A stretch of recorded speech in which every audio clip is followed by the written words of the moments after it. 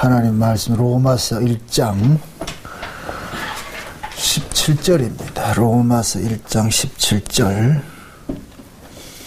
한 절만 보도록 합시다. 찾았으면 우리 같이 보도록 합니다. 복음에는 하나님의 의가 나타나서 믿음에 이르게 하나니 기록된 바 오직 의인은 믿음으로 말미암아 살리라 함과 같으리라. 아멘. 기도합시다. 하나님, 의인은 오직 믿음으로 말미암아 산다고 하는데 도대체 이 믿음으로 산다는 것이 무엇인지 이 시간 우리가 살펴보기를 원합니다.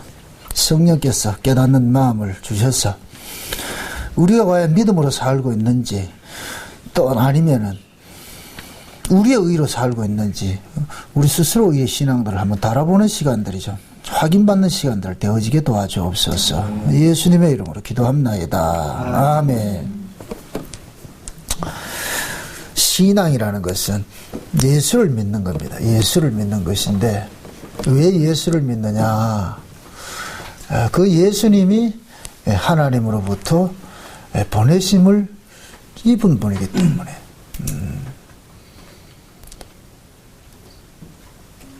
하나님께서 이 땅에 그 아들을 보내가지고서 그 아들을 믿는 자를 하나님은 의롭다고 여기거든요. 의롭다고.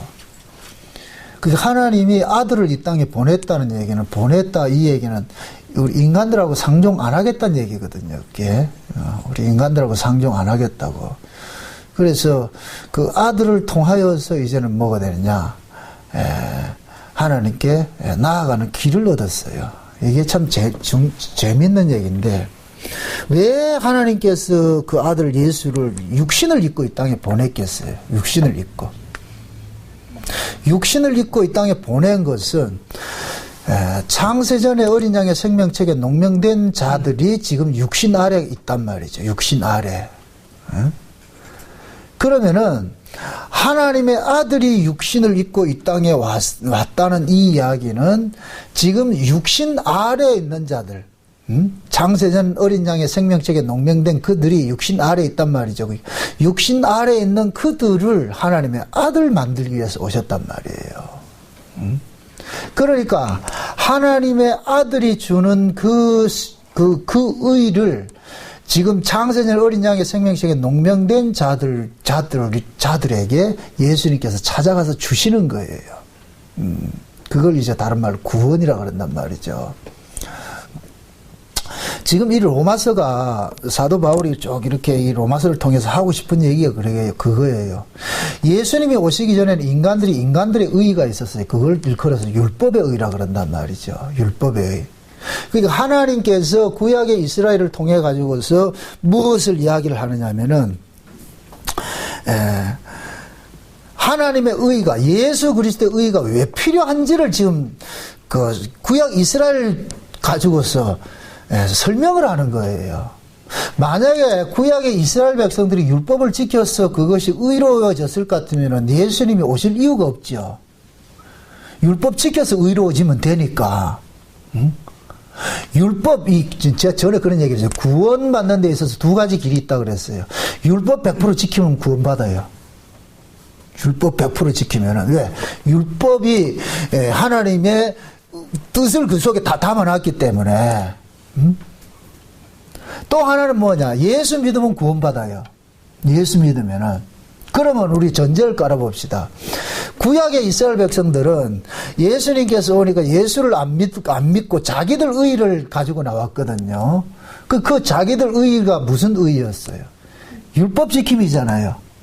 그들은 율법을 지켰다고 생각을 하는 거예요. 바리새인들은 율법을 지켰다고 생각을 하는데, 그래서 예수님께서 산상보훈을 통해 가지고서 새로운 그 율법을 정의해 주는 거예요. 율법에 대해 가지고.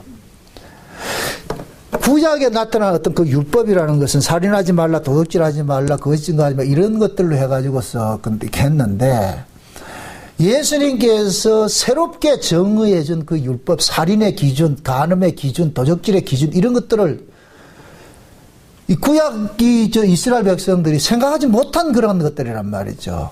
구약에는 실제 살인을 안 하면 죄 안 지어서 괜찮아요. 살인을 안 하면 아무리 미워도 살인만 안 하면 돼.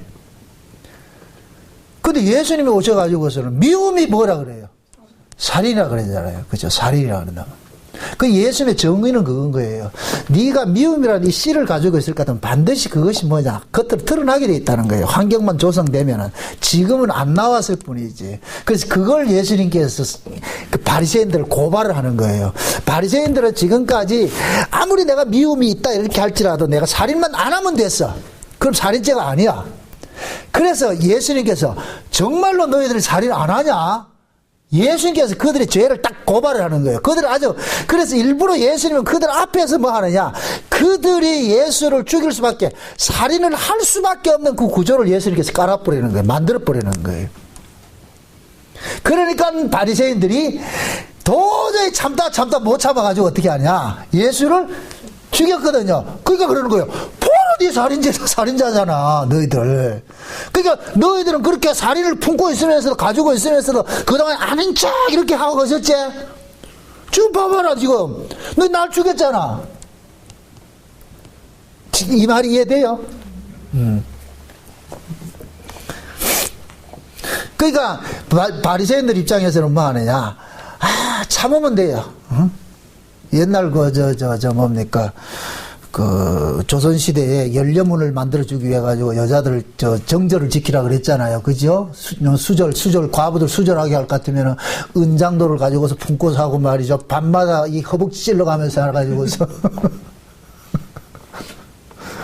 왜 허벅지 왜 찔러요 그렇게? 그 정력을 누른다고 해서 그게 없어지는 거예요? 아니잖아요. 그죠? 지금 바리새인들은 그런 거예요. 참아야 되느니라. 그래 예수님께서 너희들은 못 참는다. 그러니까 어떻게 보면 예수님이 미워. 그걸 깔짝깔짝 하거든요. 그런데 예수님이 오신 목적은 뭐냐? 저놈들이 죄를 드러내줘야 돼요. 죄를 드러내서 너희들이 이래서 죄인이잖아. 어? 그런데 지금 자기 백성들이 예수님께 하나님의 백성이라고 하는 놈들이 죄인이 아니라고 자꾸 하고 있단 말이죠. 그러면은 이게 보통 난감한 게 아니잖아요. 하나님은 예수님을 누구에게 보냈어요? 자기 백성들에게 보냈잖아요. 그럼 그 구약시대 자기 백성이 누구예요? 유대인들이죠. 이스라엘이죠. 그런데 그 이스라엘이 지금 죄인이라 그럽니까? 안 그럽니까? 안 그러잖아요. 뭘 가지고? 율법 지킨 걸 가지고 그러잖아요. 그럼 어떻게 하면 율법을 확 찢어내버려야죠. 그죠? 그래서 예수님께서 와가지고서 그들의 죄인이라는 것을 계속 고발시키는 거예요. 오전에 우리가 이거 살펴본 내용 중에도 왜 하나님께서 가나안 땅 지름길로 가면 나갈 길이면 갈 길을 왜 일부러 돌이켜가지고서 그 광야로 해가지고 홍해 갖다 집어넣냐 말이요. 홍해 딱 갖다 넣으니까, 그게 참 재미있는 것이 뭐, 믹돌이라는 곳에 가둬놨잖아요. 믹돌이라는 게 뭐냐면 성벽이라는 뜻이라, 성벽. 앞에는 바다고 뒤에는 성벽이라. 그럼 지금 어디에 가둬져 있는 거예요, 지금? 완전 죽음에 가둬놓는 거예요. 그러니까 가둬놓으니까 이스라엘 백성들이 조금 전까지만 해도 애굽의 장자가 죽어지고 자기들은 말이야 어린 양의 피로서 살아났을 때는 얼마나 기분 좋았겠어요. 하나님 최고야 막 이렇게 하고 딱 쫓아나왔는데 홍해 바닷가에 딱 가둬지니까 그때 뭐가 나와요? 본색이 드러나죠. 그때 어떻게 합니까? 모세를 원망하잖아요. 애굽에 그 매장지가 없어가지고 우리를 여기 끌고 나와가지고 우리를 죽이려 했나? 우리가 그래 말 안 하더라. 우리는 종살이 해도 좋으니까 저 애굽에 있게 해달라고 그토록 그렇게 했는데 이렇게 와가지고서 우리를 이렇게 하나 원망했었잖아요. 왜 그랬겠어요? 하나님 왜 그랬겠어요? 그들을 그걸 끄집어내기 위해서. 그들의 그 원망을 끄집어내기 위해서. 그들의 죄를 끄집어내기 위해서. 그래서 광야는 이스라엘에게 있어서 광야는 그들 속에 있는 이 죄악을 낱낱이 토악질을 해내는 그 과정을 겪게 되는 거예요. 그러면 딱 두 가지잖아요. 애굽은 바로가 강팍해가지고 하나님께서 저주로 죽여버리는데 이스라엘 백성들은 뭐냐? 바로같이 그렇게 강팍할지라도 끝까지 참아주는 거예요. 끝까지. 그들의 죄는 고발을 하되 그게 죄가 고발을 당하면 당할수록 이스라엘 백성들은 뭐냐? 점점 은혜 아래 가둬지게 되는 거예요. 우리가 사는 것이 하나님의 은혜구나. 그걸 광야에서 철저하게 배워가는 거, 배워가는 거. 그러니까 하나님께서 예수님을 이 땅에 보내가지고서 그 율법을 지켜서 스스로 의롭다고 하는 그 유대인들 앞에 가가지고서 예수님께서 그들의 죄를 좀 고발하는 이 심정, 그 하나님의 그 마음을 아셔야 돼요. 하나님은 그러는 거예요. 야, 이놈들아, 너희들 예수 안 믿으면 안 돼. 예수를 믿어야 돼. 예수를 믿어야 돼. 너희들은 내 용서로 사는 자야. 이놈들아, 니들 잘나서 살면 안 돼. 살나서 살면 안 돼. 그런데 바리새인들은 안 해올시다. 우리는 잘나겠습니다. 우리는 잘하겠습니다. 신앙생활은 우리가 잘나는 게 목적이 아니에요. 잘하는 게 목적이 아니잖아요. 예수를 믿는 거잖아요. 그죠? 왜 그러냐? 예수님 속에 하나님의 의가 있기 때문에 그런 거예요. 의라는 얘기는 옳다는 얘기거든요. 옳다는 얘기. 그러니까 하나님이 옳다고 하는 게 뭐냐? 이걸 우리가 찾아내는 것이 신앙이라, 그게. 성경 배우는 것도 그거예요. 하나님이 도대체 옳다고 하는 것이 어디에 있느냐, 이거. 어디에 있느냐. 응? 그래서 예수 그리스도를 믿는 자는 뭐냐면은 하나님 앞에 의로운 자가 되는 이유는 뭐냐? 예수님이 하나님이 옳다고 하신 분이기 때문에 그런 거예요. 옳다고 하신 분이. 그게 신자는 의를 만들어내는 자가 아니에요. 신자는 의를 만드는 자가 아니라 예수 그리스도의 의로 사는 자예요. 의로 사는 자. 내가 만드는 것이 아니고, 그러니까 내가 만드는 것이 아니고 예수님의 의로 살게 될 것 같으면 계속해서 우리는 뭐냐? 예수님에게 빚진 자가 되지요. 계속 빚진 자가 되지요. 빚진 자가 될 때 예수님을 뭐 하느냐? 찬양하게 되는 거예요. 감사하게 되는 거예요. 하나님께서 그래서 신자들을 일컬어가지고서 신자들을 예수를 벗어나지 못하도록 만드는 거예요. 왜 우리가 구원을 받고 나가지고서 하나님께서는 창조하시는 분이잖아요. 창조주잖아요. 그럼 이 몸뚱이 확 바꾸주면 안 되느냐 말이죠. 죄 안 짓도록 해주면 되잖아요. 죄 안 짓도록. 그럼 묻습니다. 하나님께서 우리가 죄 안 짓는 게 목적이에요? 예수 믿는 게 목적이에요? 그렇죠. 예수를 믿게 하는 것이 목적이란 말이죠.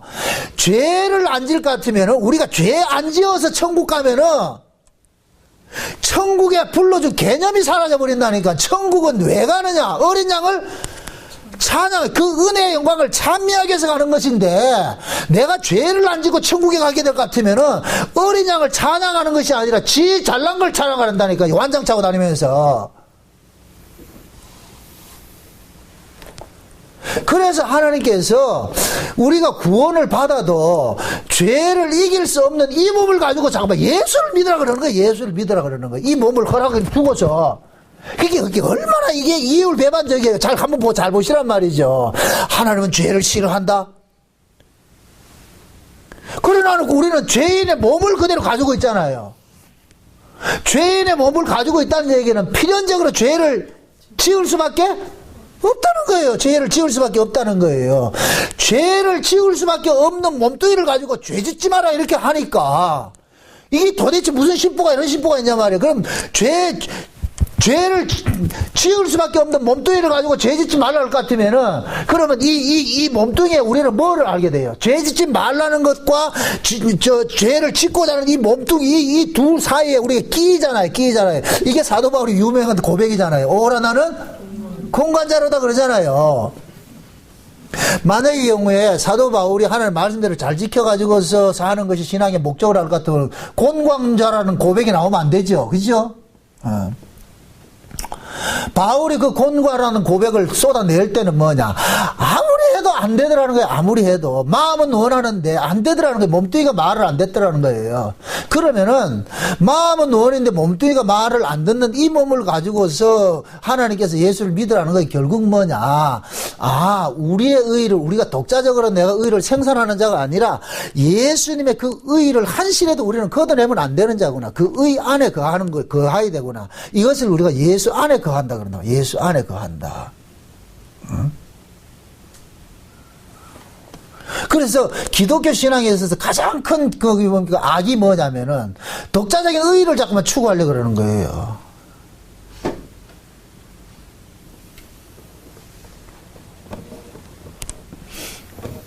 이렇게 한번 생각을 해보세요. 내가 의인일 것 같으면 예수 믿을 필요가 있겠어요, 없겠어요? 의인은 예수를 믿을 필요가 없죠. 그죠? 예수는 누가 믿어요? 죄인만 믿잖아요. 그죠? 죄인만. 그러면은 하나님께서는 예수를 보내놨어요. 예수를 보내놨어. 그러면은 자기 백성, 창세전 어린 양의 생명책에 농명된 자들은 다 예수를 믿는데, 그럴 것 같으면 하나님께서 창세전 어린 양의 생명책에 농명된 자들을 뭐를 고발하는 식으로 일을 하겠어요? 죄인됨을 고발하는 식으로 일을 하겠죠. 그죠? 계속해서 죄인됨을 고발해야 되잖아요. 그 죄인됨이 고발당하는 자들은 누구를 믿게 돼 있어요? 예수를 믿게 돼 있죠. 예수를. 그러면 역설적으로 우리 신자들이 이 땅에서 나타나는 모습이 의인의 모습으로 드러나겠어요? 죄인의 모습으로 드러나겠어요? 죄인의 모습으로 드러나죠. 죄인의 모습으로. 응? 그렇게 죄인의 모습으로 드러나야 요 사람이 뭐냐? 의인은 오직 믿음으로 살리라가 되는 거예요. 오직 믿음으로 살리라. 그 믿음으로 살리라 이 얘기는 누구를 믿는 거예요? 예수를 믿는 거죠. 예수를. 지금 17절에 그잖아요. 복음에는 하나님은, 복음이 뭐예요? 복음이. 예수가 복음이잖아요. 그죠? 그 예수 속에 하나님의 의가 있다 그러죠. 나타났다 그러죠. 그런데 그 예수 속에 하나님의 의가 있는 것을 우리는 어떻게 아느냐? 하나님께서 믿음을 줘가지고서 알게 해주시더란 거예요. 그러니까 하나님께서 자기 백성들에게 믿음을 선물로 줘서 그 믿음을 선물로 받은 그 믿음이 우리로 하여금 예수가 예수 속에 하나님의 의가 있다는 걸 알게 하고 예수를 믿도록 만드는 거예요. 그렇게 될 것 같아요. 이렇게 된 사람이 곧 뭐가 되느냐? 의인이 믿음으로 산다 그러는 거예요. 의인이 오직 믿음으로 살리라. 그러니까 의인은 오직 믿음으로 산다는 이 고백이 되려면은 계속해서 하나님께서는 자기 백성들에게 죄인됨을 자꾸 드러내는 일을 하신다니까. 그래서 신자에게 무엇이 주어졌느냐? 말씀이 주어진 거예요. 말씀이. 구약에는 율법이 주어졌지만 신약의 모든 성경은 사도들의 서신서는 율법이라니까. 율법 역할을 한단 말이죠. 우리가 죄를 뭐로 드러낼 거예요? 말씀이 있어야 죄가 드러나잖아요. 그죠? 말씀이 있어야. 탐내지 마 이렇게 해야지 내가 탐내는 것이 죄가 된다니까. 탐내지 마가 없을 것 같으면 내가 탐을 내도 이게 죄인 줄 모르고 있는 거예요. 이해되죠? 우리는 그동안에 내 안에 이런 것들이 가득해 있는데 그게 죄인 줄 모르고 있었어. 분명히 죄인데 죄인 줄 모르고 있었어. 그런데 하나님께서 뭐 하느냐? 탐내지 마를 줬다니까. 하나님 말씀을 또 준단 말이죠. 그러니까 탐내지 마라는 그 말씀이 딱 떨어진과 동시에 우리는 이 속에 탐심이 뭐 하느냐? 죄로 드러나 버리는 거예요. 죄로. 그럼 세상 사람들은 탐내지 마라는 게 없기 때문에 그 사람들은 속에는 탐심이 가득하는데도 그 사람들은 나 죄인 아니다 이러거든. 나 죄 안 짓다 이런단 말이죠. 하나님은 뭐냐? 탐심이 있기 때문에 너 죄인이야 이거거든요. 세상 사람들은 나 탐 안 냈잖아, 나 그거 안 훔쳤잖아 이러니까 나 죄인 아니라 이런다니까. 이 말 뜻을 이해돼요?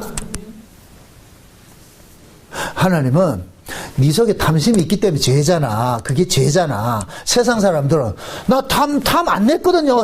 세상 사람들은 행동이 나와야 그걸 죄로 생각을 하고, 하는 신자들은 뭐냐? 내 안에 그게 있다는 것이 죄라고 그러는 거예요. 내 안에 탐심이 있다는 걸 죄라 그러는 거예요. 그러면 신자들에게 뭐 하느냐? 하나님께서 말씀을 줘. 탐내지 말라는 말씀을 주니까. 그러니까 신자는 그 말씀 앞에서 피할 데가 있다 없다? 없는 거예요. 그래서 예수님께서 산상보훈이 새로운 율법이라니까. 그러니까 산상보훈을 재해석해 놓은 것이 신약의 서신서라니까. 신약의 서신서. 쉬운 말로. 그래서 신약의 모든 말씀들은 예수님의 십자가로부터 걸로 거쳐서 나왔잖아요. 그러면 이 말씀들이 역순으로 다시 누구를 바라보게 하느냐? 예수님의 십자가를 바라보게 만드는 거예요. 이 말씀이 우리로 하여금 시선을 어디로 끌고 가게 하느냐? 예수님을 바라보게 한단 말이죠. 히브리서 4장 봅시다. 히브리서 4장.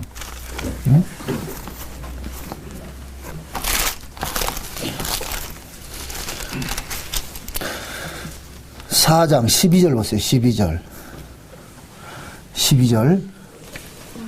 13절 보세요. 13절 14절까지 봅시다. 다 같이 시작. 하나님의 말씀은 살았고 운동력이 있어서 좌우의 날선 어떤 검보다도 예리하여서 혼과 영과 및 관절과 골수를 찔러 쪼개기까지 하며 마음의 생각과 뜻을 감찰하나니 지으신 것이 하나라도 그 앞에 나타나지 않음이 없고 오직 만물이 우리를 상관하시는 자의 눈앞에 벌거벗은 자같이 드러내느니라. 그러므로 우리가 큰 대제사장이 있으니 승천하신 자 곧 하나님의 아들 예수시라. 우리가 믿는 도리를 굳게 잡을지어다. 자 보세요. 하나님의 말씀이 하시는 일이 뭐예요? 우리를 완전히 뭐 하는 거예요?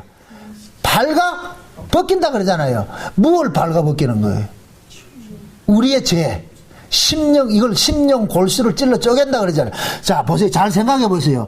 하나님의 말씀이 좌우에 날선검이 있어가지고 운동력이 있다 그러잖아요. 이건 그냥 말씀이 일을 한다는 얘기예요.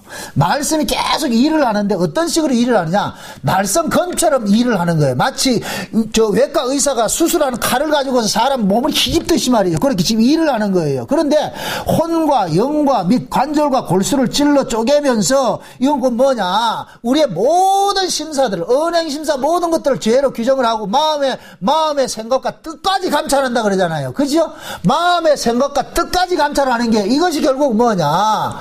결국 우리 안에 있는 이 생각조차도 그게 뭐이다?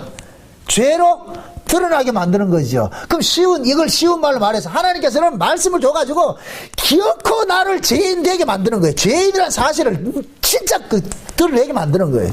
그 드러내는 목적은 뭐냐? 누구를 바라보게 하기 위해서? 예수를 바라보기 위해서. 저 예수를 바라보게 하겠어. 이게 말씀이 하는 일이라니까.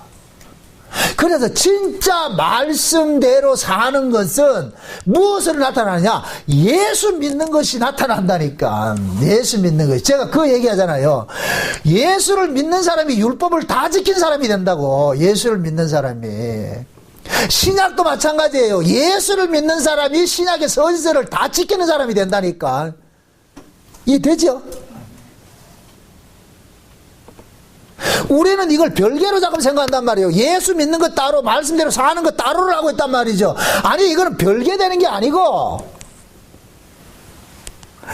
예수를 믿는 사람이 하나님 말씀을 다 지킨 것이 되는데, 그러면은 예수는 누가 믿어요? 죄인이 믿잖아요.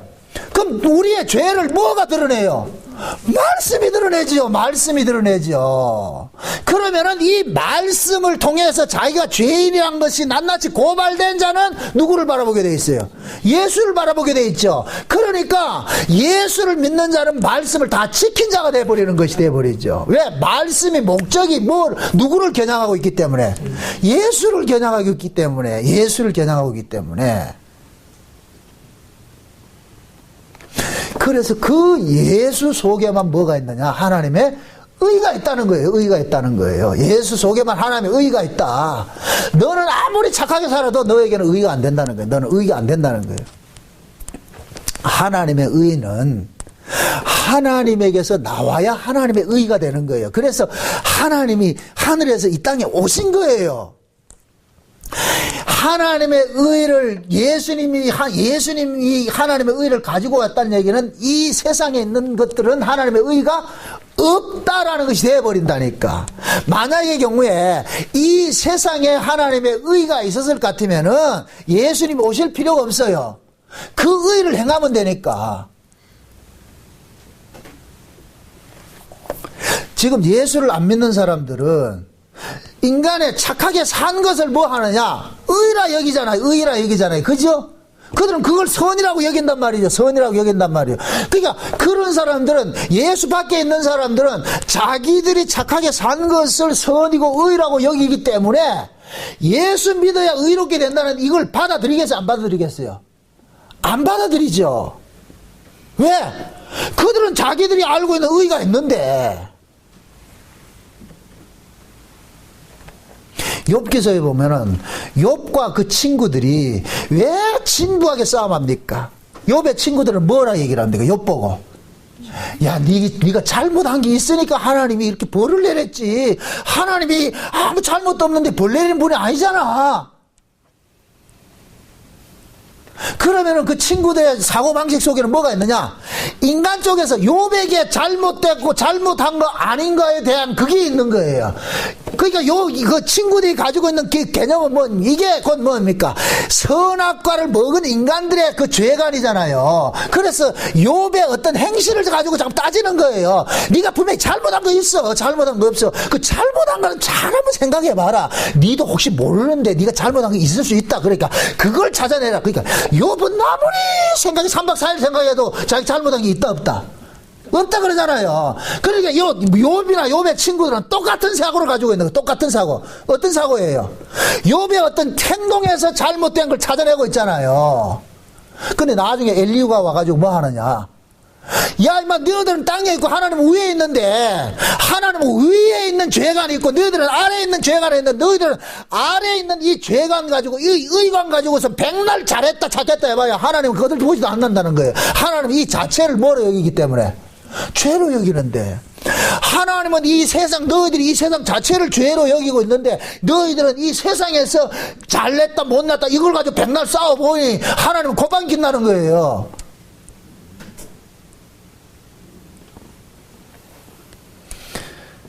그럼 엘리후의 논리 가지고서 따질 것 같으면은 욥이 잘했냐 못했느냐 그걸 가지고서 하나님 앞에 들고 나오란 얘기야, 나오지 말란 얘기예요. 그래서 욥기가 깔고 있는 게 그거예요. 욥기가 깔고 있는 것이, 욥은 동방의 가장 의인이라 그러죠. 경건한 자라 그러죠. 그걸 고발하는 거예요. 그걸.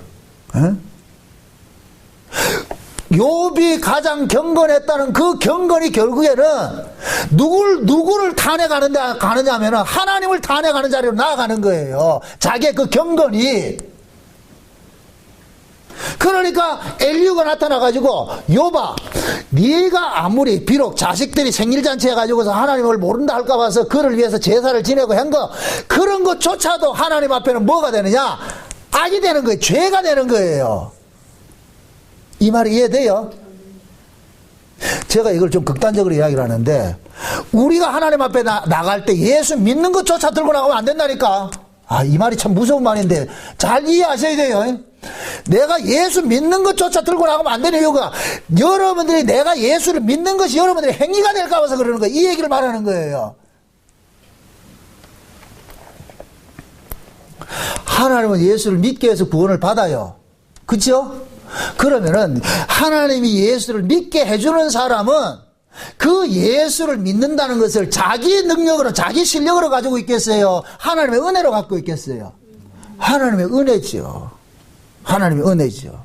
그런 의미에서 내가 예수 믿는 것까지 들고 나가면 안 된다 하는 이야기예요. 왜? 그 예수 믿는 건 내게 아니기 때문에, 하나님의 은혜로 믿어지게 해줬기 때문에. 그럼 우리는 하나님 앞에 나갈 때 하나님의 은혜로 나가야 되는 거예요. 은혜로. 나는 예수를 믿을 수가 없는데 하나님께서 믿게 해줘서 내가 믿습니다, 이렇게 나가야 되는 거예요. 정답이. 이해되죠? 그러면 설령 말이죠, 구약의 이스라엘 백성들이, 바리새인들이 율법대로 살았다 생각을 합시다. 그러면 바탕에 깔아놔 보세요. 이스라엘 백성이나 그 옆에 세리와 창기들이나 똑같아요. 그죠? 바리새인이나 세리와 창기들은 똑같아요. 똑같은 인간이라니까요. 똑같은 인간인데, 바리새인들은 자기들은 하나님의 말씀대로 살았다 그러고, 세리와 창기들은 못 살았다 그러잖아요. 그럼 똑같은 인간인데 하나는 말씀대로 살았고 한 사람들은 말씀대로 못 살았다 할 것 같으면은, 하나님 말씀대로 살았던 이 바리새인들은 그들이 말씀대로 살았다는 것이 자기 실력이면 안 되지요. 그들이 하나님 말씀대로 설령 살았다 할 것 같으면은, 하나님 말씀대로 살게 한 것조차도 그것이 누구의 은혜가 되어야 돼요? 하나님의 은혜성이 드러나야 되죠. 그죠? 그러면 바리새인들이 진짜 이걸 알 것 같으면은 뭐가 나와야 되느냐? 그 예수님께서 그 비유를 하잖아요. 바리새인하고 세리하고 하나님 앞에서 기도할 때 그 비유하는 게 있잖아요.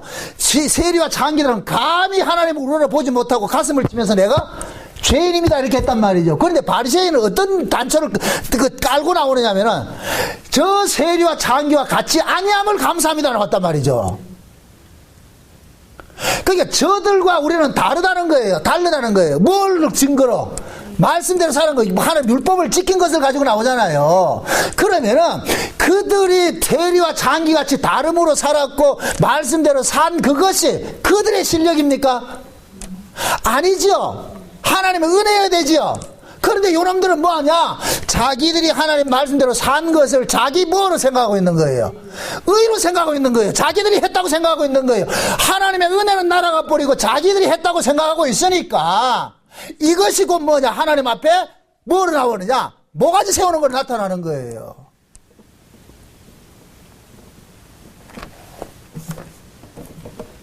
그래서 제가 굉장히 조심스럽게 이야기하는 것이 여러분들이 복음을 깨닫는 것조차도 그건 자랑거리가 나오면 안 된단 말이죠.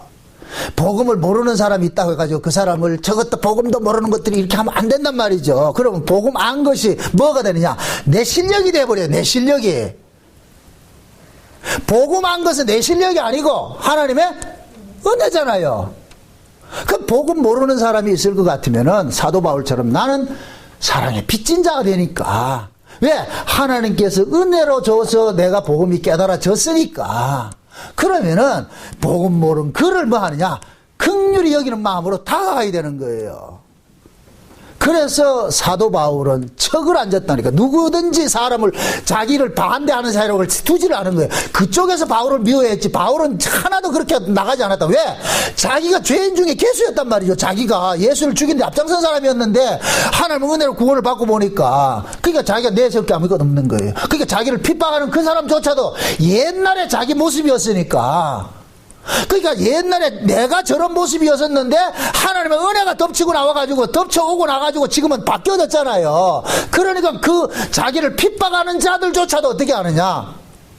탄핵을 못하는 거예요. 왜? 내가 예수를 믿는 것이 내 실력이 아니고 하나님의 은혜였기 때문에. 우리 역시 마찬가지라니까요. 그래서 신앙은 항상 어느 자리에 가야 되느냐? 감사의 자리로 나가야 된다는 이유가 그거예요. 잘남의 자리가 나는 것이 아니라 감사의 자리로, 감사의 자리로. 응? 내가 교회 와가지고서 봉사하고 헌금하고 뭐 하고 하는 모든 것들도 하나님께서 내게 공급해 힘을 줬기 때문에 하나님이 공급하는 힘으로 내가 했기 때문에 그 일 한 것이 자랑이 아니고 감사가 되어야 된다니까. 어쩌자고 나에게 이런 은혜를 주셔가지고 이 일을 하게 하십니까? 다윗식으로 말할 것 같으면 내가 하나님의 궁전에 뭐 했으면 좋겠다, 문지기 했으면 좋겠다 그러죠. 문지기. 그 얘기는 곧 뭐냐? 내 같은 인간을 이렇게 양치기 목동 같은 이 인간을 하나님 성전에 문지기만 돼도 그것만 해도 감사하죠. 이따가 예배 마치고 나가지고서 청와대에서 우리 김영래 집사님한테 전화가 와가지고서 저 청와대 와가지고서 지금 근무 좀 하라고 같으면 어떻게 해야 되겠어요? 세상에 내 같은 사람을 청와대 불러가지고 근무를 한다. 거기가 청와대 근무한다는 것 자체가 그 영광된 자리니까 운전을 하든 뭐 머리를 깎든 뭐 잔디를 깎든 뭘 해도 식당에서 허드렛 일을 하더라도 영광된 자리니까 고맙습니다, 감사합니다 해야죠. 그죠? 그럼 청와대 근무 자체가 뭐가 되는 거예요? 늘 뭐 해야 돼요? 감사의 자리로 나가야 되죠. 그죠? 근데 그 청와대에 들어가 있는 인간들은 그래 한다 안 한다? 김무서에 찍어내라 이질 안 하고 있다죠.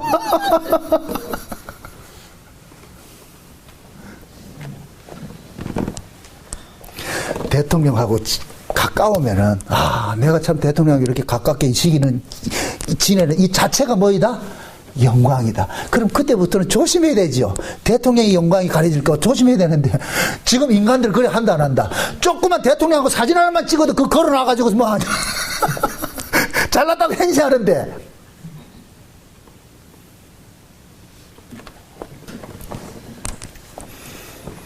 우리 인간들은 뭐냐? 조금만 한 것만 있어도 자기 의로 챙기는 거예요. 예수 믿는 것조차도 자기 의로 챙기는 거예요. 복음 아는 것조차도 자기 의로 챙기는 거예요. 그러니까 뭐하냐? 나 복음 아는데 니 복음 모르지?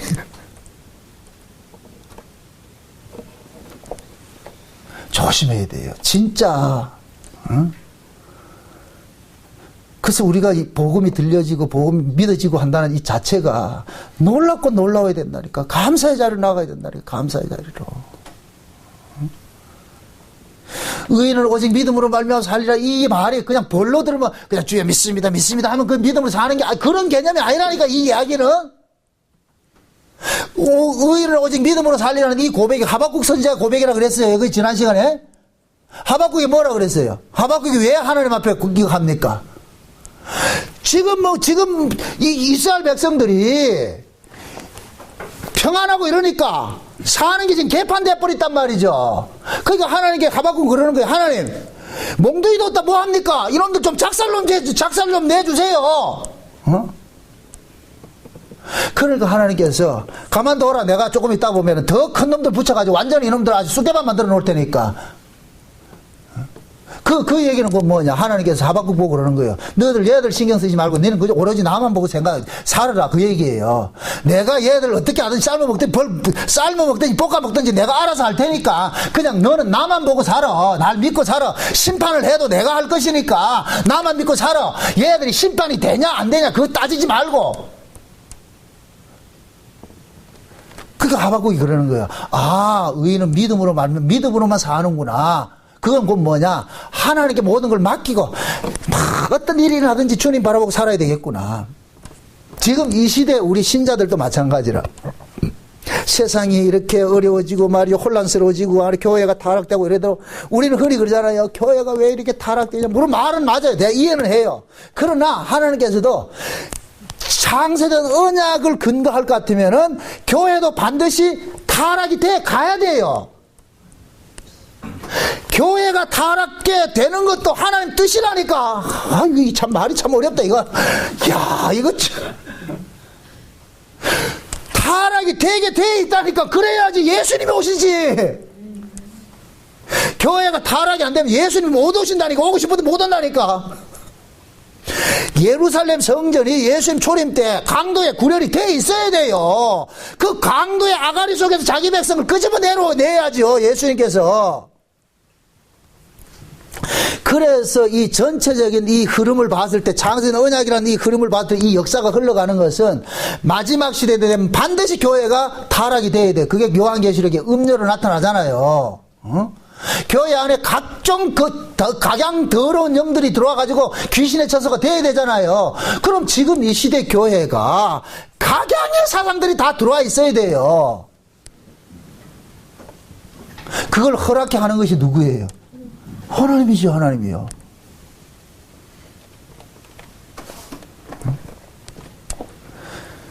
이렇게 생각을 하세요. 우리는 원래 타락되게 살아야 되는 게 원칙이에요. 맞아요. 왜? 우리 원래 죄인이기 때문에. 그러면 원래 타락되게 살아야 될 인간인데 타락되지 않는다 이 얘기는 하나님이 지금 우리를 붙잡고 있는 거예요. 붙잡고 있는 거예요. 그렇기 때문에 그렇게 사는 거예요. 근데 하나님 이걸 놓으면은 원래대로 돌아간다니까. 하나님께서 바로가 강팍했다 그러니까 우리는 자꾸만 바로가 평상시에는 착했는데 하나님이 강팍하게 해서 강팍했다 그러는데 그렇게 생각하는데 그게 아니고 원래 강팍한 인간이라니까. 원래 강팍은 그냥 내비두면 그대로 그 강팍이 드러난다니까. 그러니까 그 얘기는 하나님이 바로를 간섭 안 한다고 안 하고 있다는 얘기예요. 예수님께서 가룟 유다를 보고 그러잖아요. 가룟 유다를 보고 마지막 최후의 만찬 때 그러잖아요. 이제 네가 할 일 해라 이렇게 하잖아요. 그럼 이제 네가 할 일 해라 이 얘기하니까 그때 뭐가 들어갔어요? 사단이 마귀 속이란다. 유다 속에 쏙 들어가 버리죠. 그럼 그동안에는 그건 뭡니까? 왜 그동안에는 마귀가 유다 속에 안 들어갔어요? 어이구 예수님이 들어가지 못하게 막아놓으니까 못 들어간 거지. 유다가 때가 돼서 예수를 팔아야 된다니까. 그러니까 예수를 팔 시기까지는 하나님께 예수님께서 막아주신 거예요. 이해돼요?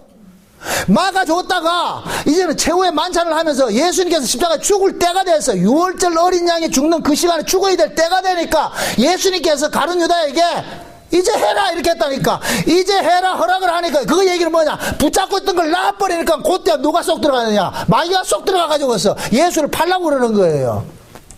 이해되죠? 그럼 요걸 우리에게 적용을 해보세요. 우리가 지금 요만큼의 예수를 믿는 것이 우리 실력이다, 예수님께서 믿게 해줘서 그렇다, 믿게 해줘서 그렇죠? 그죠?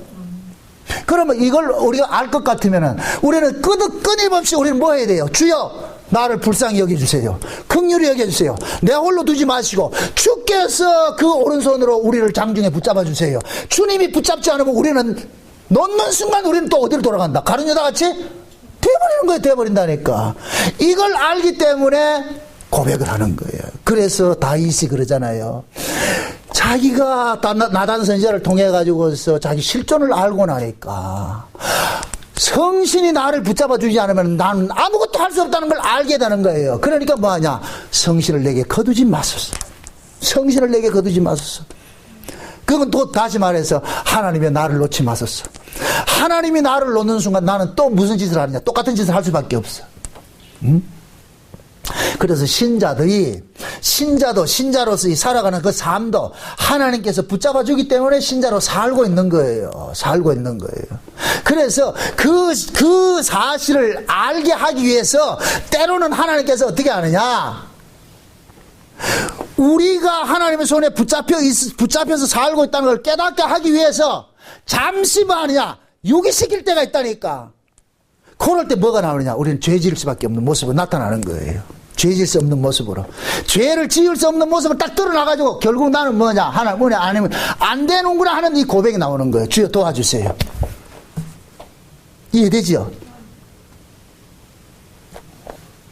지금 여러분들이 점잖은 얼굴로 이렇게 앉아 있어도 주께서 일순간 손 놓으면 우리는 뭐 하느냐, 간다.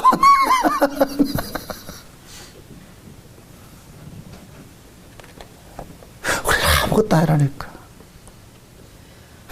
오전에 제가 이걸 못 살펴봤는데 지금 보세요. 홍해바다에 이스라엘 백성이 들어갔어요. 거기에 그 당시에 최고의 문명이라고 자랑하는 애굽의 군대들이, 완전 그들이 무장하고 있는 최고의 신식 무기를 가진 이 자들이 그 속에 들어갔어요. 그게 애굽의 바로의 병거 600성이라고 나타나는 거예요. 그 당시에 애굽의 바로의 병거 600성은 지금 이 시대 말할 것 같은 과학을 상징할 수도 있는 거예요. 요즘 이세돌이 그것 때문에 알파고 있잖아요. 인공지능 때문에 있잖아요.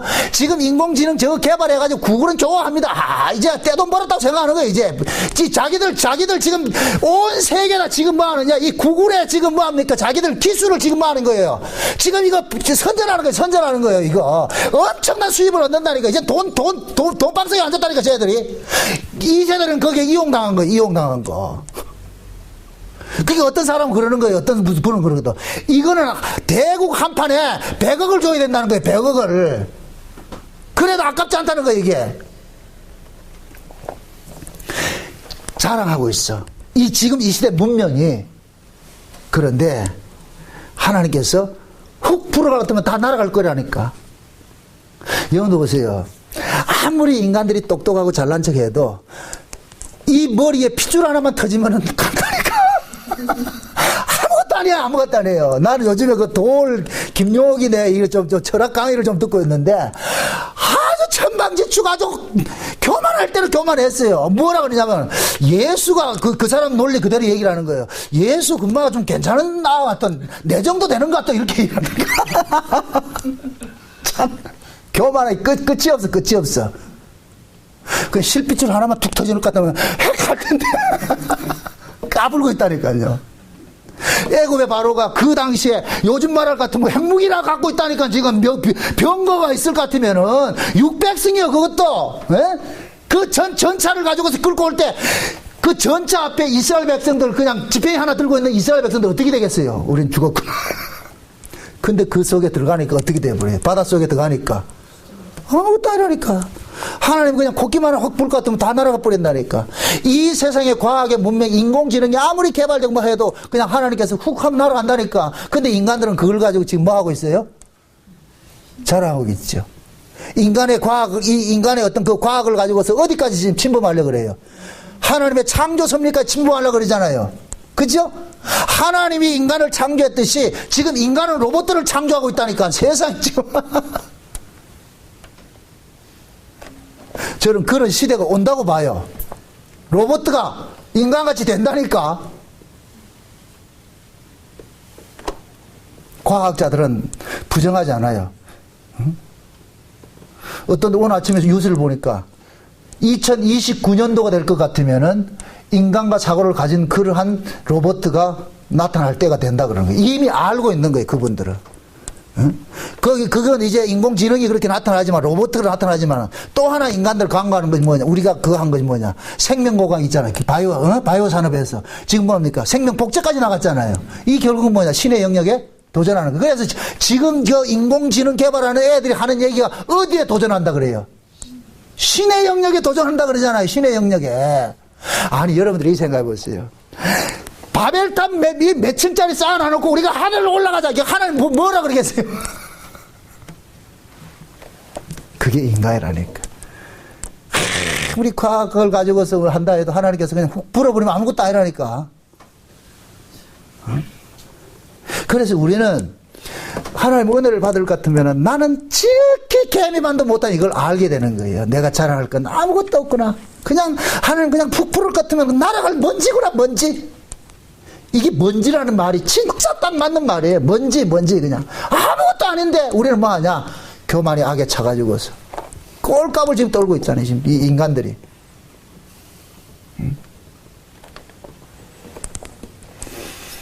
그래서 하나님께서는 자기 백성들에게 늘 말씀 앞에 세워가지고서 너 아무것도 아니야. 너 아무것도 아니야.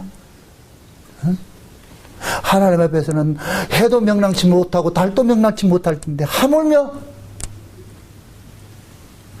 여자의 뱃속에서 피로 나아진 너희들, 이 더러운 너희들이 하나님 앞에 무슨 너희가 되겠냐 말이죠. 우리는 말씀 앞에 스스로를 좀 돌아봐야 돼요. 아, 내가 자랑할 거 아무것도 없구나. 하나님 앞에는 지극히 작고 작은 미물이구나. 최고의 신앙을 자랑하는 사도 바울이 마지막 노년에 고백한 고백이 뭐냐? 내가 죄인 중에 괴수라는 거다. 그게 곧 뭐냐? 우리가 나아갈 자리인 거예요. 그 자리가. 그래서 진짜 신앙생활을 잘하는 사람은 가면 갈수록 뭐하냐? 유구무원이 되는 거예요. 유구무원이. 응? 내가 예수 믿으면서 내가 뭘 했고 이 자랑이 되는 것이 아니라 할 말이 없는 거예요. 할 말이 없는 거예요. 그래서 나는 죄인 중에 괴수라는 고백하고 나의 나 된 것이 모든 것이 하나님의 은혜입니다. 이 두 고백이 나와야 돼요. 신앙의 끝에는.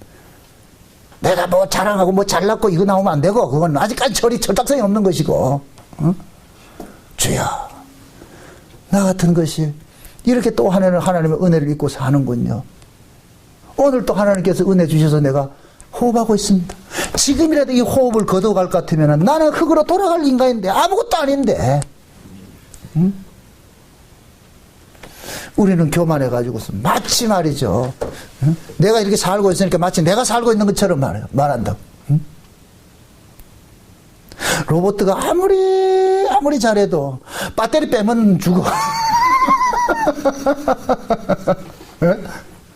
맞지요? 산다는 것은 에너지를 먹고 사는데 에너지는 로봇에게 에너지는 뭐예요? 밥이에요? 배터리예요? 배터리죠? 그 배터리 빼면 된다니까. 그럼 아무것도 아니라니까. 우리도 그런 마찬가지. 하나님 앞에 우리의 연약함을 아시라고. 지금이라도 하나님께서 요거 닫으면은 이게 뭔데? 코 몇 분만 잠궈 있어도 그냥 가는 건데 우리는 그렇게 까불고 있다니까.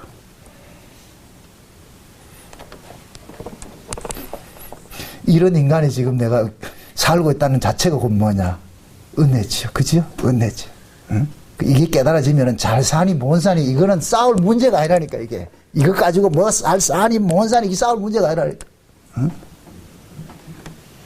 집안에 예를 들어가지고 어떤 어려운 문제가 닥쳐봤어요. 그럼 부부간에 살면서도 평상시에는 어려운 일이 없을 때는 평상시에 그 살면서 매 티격거리잖아요. 그죠? 티격거리고 이러는데 아가 막 어디가 사고 당해왔다. 티격거린다. 안 티격거린다. 그래서 옛날 정치하는 사람들은 그러잖아요. 내부에 어떤 어려움이 있을 것 같으면 외부에 전쟁을 자꾸 일으켜가지고서 뭡니까? 그들 화제를 어떻게 하냐? 그쪽으로 돌려버리잖아요. 우리가 신앙생활을 하면서도 마찬가지라. 지금 현재 잘 사니 못 사니 이런 걸 가지고서 내가 지금 너무 어렵고 힘드니 이거는 뭐냐? 살만하니까 그렇다니까. 그게 다 살만하니까. 그래 진짜 뭐냐? 우리가 하나님 앞에 우리 실존들이 낱낱이 발가벗겨져 가지고서 세상에 내가 마땅히 저주받아야 되는데 이런 인간이 내가 지금 살고 있다는 것이 이게 깨달아질 것 같으면은 잘 사니 못하니 내가 아프니 뭐 이런 거 따질 이유가 없다니까. 그냥 주여 감사합니다. 나오지 감사합니다. 응? 그러니까 의인은 오직 믿음으로 산다는 얘기는 다른 거 없어요. 결국 나는 예수 아니면 안 되는구나. 예수님의 의가 아니면 난 못 사는구나. 응? 그 오직 의인은 믿음으로 산다는 것을 역설적으로 이야기할 것 같으면 나에게는 의가 없습니다. 난 예수 없으면 못 삽니다. 그거요 그거. 응? 내 의 없음을 낱낱이 고발당하고 그래서 우리가 예수 믿는 것조차도 하나님의 그 은혜의 산물이라는 것을 깨닫고 하나님 그 은혜를 내게 거두지 마소서. 지금이라도 그 은혜 거둬갈 것 같으면 나는 먼지가 됩니다. 하나님 도와주세요. 긍휼을 베풀어 주세요. 그래서 그 긍휼의 자리, 그 은혜의 자리 벗어나지 마시기를 주의 이름으로 축원드립니다. 기도합시다. 아버지 하나님 감사합니다. 우리가 뭐 그리 잘난 것이 있다고 우리는 또 그것 가지고 큰 소리치고 다 이렇게 교만하고 그렇게 살았습니다. 그러나 오늘 말씀 앞에 써보니까 참 먼지 같은 이 인생이 무지랭이 같은 이 인생이 참 교만하게 이렇게 산 것을 또 이렇게 알았습니다. 주님 불쌍히 여기시고 앞으로 우리가 산다는 것 자체가 하나님의 은혜인 줄 알고 내가 잘하고 못나고 상관하지 않고 그저 하나님 은혜 아니면 못 산다는 이 사실을 깨닫고 늘 그 은혜 자리 벗어나지 않도록 도와주시옵소서. 예수님의 이름으로 기도합나이다. 아멘.